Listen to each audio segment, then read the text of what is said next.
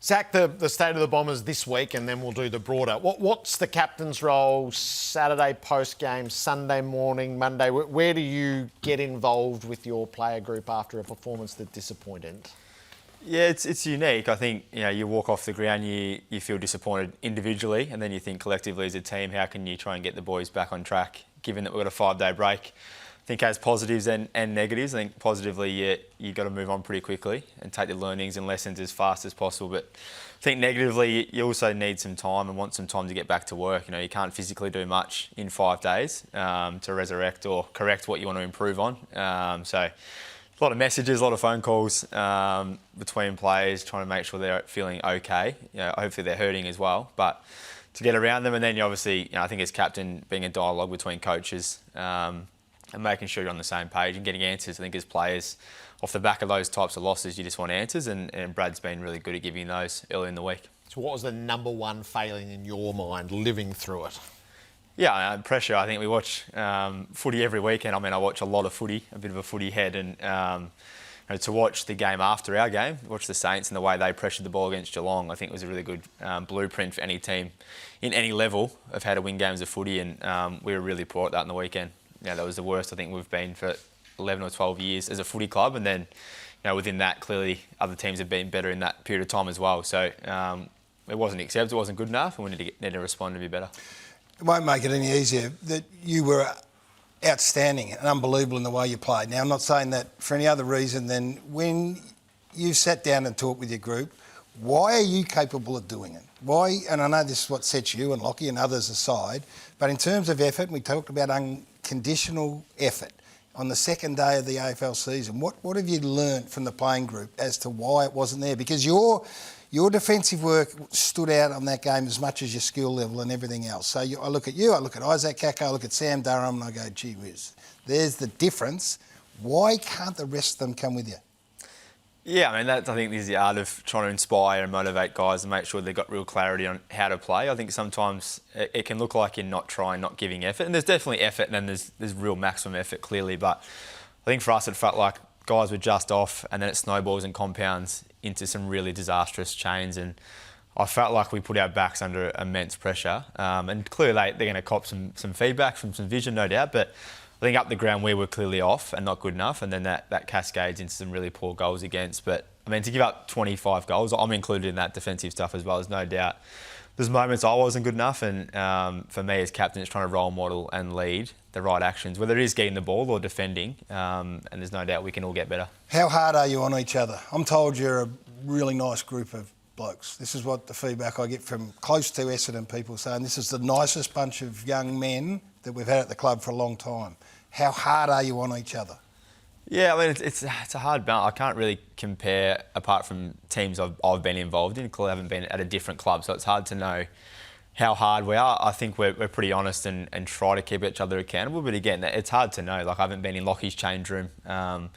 Collingwood seem to have a fun, jovial group that really get energy off each other, and you can feel it out there when they're humming. But it's hard to compare. Yeah. I think for me, my learnings as a leader has been probably stark from being maybe too firm and following Brendan Goddard's lead early in my career to then pulling back and trying to be balanced and an approach that makes guys feel confident and comfortable and valued, but also we need results and we need to perform. So for me as captain, I'm constantly trying to balance that up as well. The long term, so you recommitted to the club over the long term with the vision. So is the vision different now? Is the future prospect different now with senior players being jettisoned, free agents overlooked, cachet of draft picks, young players being debuted, key players? This is a rebuild. Did you anticipate this is where you were going to be? It's probably, haven't got time to discuss the whole question. I think, I was very aware of our list in 21 when I recommitted for 6 years. I did hours and hours of work behind the scenes. I've a love for footy. I went away with my manager, with a couple of close friends of mine in the industry, and mapped out every list at that period of time. And ironically, the best 3 lists at that time have won the last 3 premierships. So I think we're pretty accurate. I was understanding of where we're at. It hasn't probably worked out exactly how I thought it would pan out, but being the youngest team at the moment, the guys coming in are debutants, so it's not like we're holding guys out or, the senior players or age above 27 just aren't there to come in at the moment. But we have a lot of guys 22 to 26. So, I think Dacos and Sheasel and these guys that come in week one and are the best players, it doesn't always correlate, I think, for some of this younger talent. No doubt we want these guys to come on and quicker and as fast as they can, but I think the talent is there. It's just how fast we can develop them and turn them into good quality players that perform and are capable week in, week out.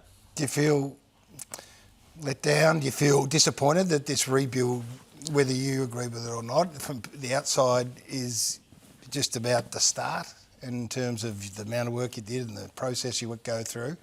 That it's for us anyway, it seems to be a long way off where you would want to be. No, not at all. I just have so much love for the footy club. I know that everyone's journey is so different individually. We'd all love to just be sitting there and rotate the premiership every year, and finals footy gets given out fairly. I know that's not how it works. Some guys get finals footy more often than other guys. I think that's what makes our game so special.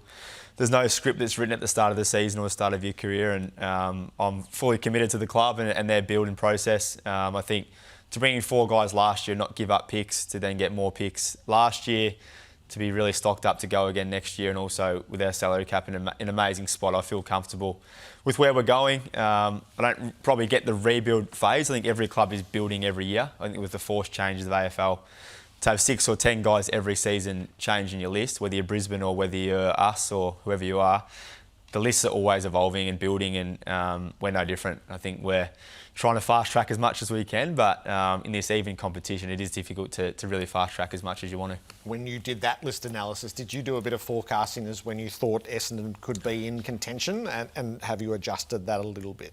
Yeah, well, I mean, in that clearly forecast, I didn't imagine a coaching change 18 months later, and then clearly you have guys request trades and different things pop up. Talent comes on quicker than others. So every year I think I'm going to win a premiership. I think the forecasting stuff for me is really backing in Durham and Martin and Caldwell and those mid guys that are 23, 24. They've played a bit of footy now. And then for me, to see Kako and Caddy come in, but there's a number of first year guys I look at the moment. You're not expecting huge things of them. They're not high picks, but I think the way that they're performing and their attitude to get better is really inspiring and exciting for me as an older player, watching them come on. But there's no doubt I'll watch finals teams and get very jealous in September. There's nothing worse than sitting on the couch and watching Lockie the last 4 or 5 years get to play in finals footy. It is an envious position and something that I'm striving every day to be a part of, but I want to be a part of it with the Essendon Footy Club. They're in good hands from a leadership point of view. So well spoken, mate. It's not easy to come in and do this.